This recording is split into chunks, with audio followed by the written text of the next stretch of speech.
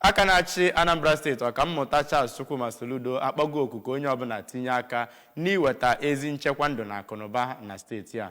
Gọvanọ Soludo kwuru nke a ka n'emume ịtọ okooko iji wee cheta ndị agha lagoro mmụọ afọ 2024 nke mmemme a were ọnọdụ na Dr. Alex Ekwueme Square dị n'Awka. Onye nta aka anyị n'obu gọọmenti Ejike Abana ga-akọdalu gị akụkọ anụnwana.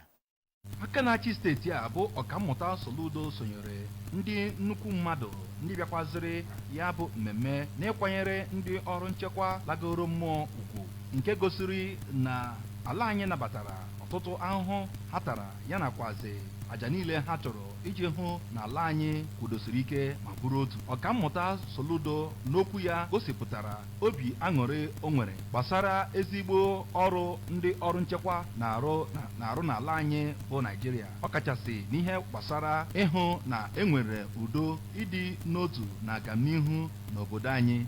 Ọ rịọrọ ndị ọrụ nchekwa niile ka ha jisie ike na-arụsi ọrụ ike n'ihi na gọọmenti bụ ọdịmma ha n'obi. Mgbe ọ na-agwa ha ka ha ghara ịda mba n'ịhụ na a na-edebe iwu ala anyị dịka esiri dee ya n'akwụkwọ, ọ yọrọ ụmụafọ ala anyị bụ Naịjirịa ka ha buru ụzọ weta mgbanwe ha chọrọ n'ala anyị bụ Naịjirịa site na-enyere ndị ọrụ nchekwa aka n'ọrụ ichekwa obodo anyị site na-agwa ha ebe ihe na-emebi emebi ka ha nwee ike gbata ọsọ enyemaka.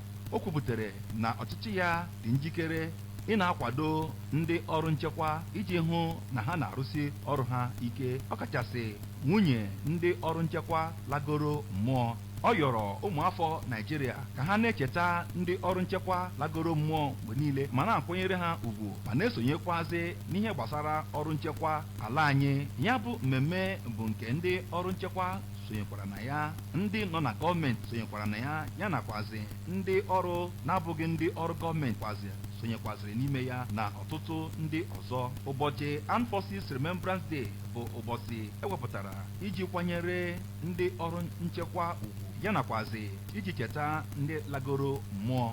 Ya bụ mmemme bụ nke anọkwaziri na ya kwanyere ndị ọrụ nchekwa lagoro mmụọ ugwu, gbapụ egbe na ọtụtụ ihe ndị ọzọ nke gosiri na udo dị n'ala anyị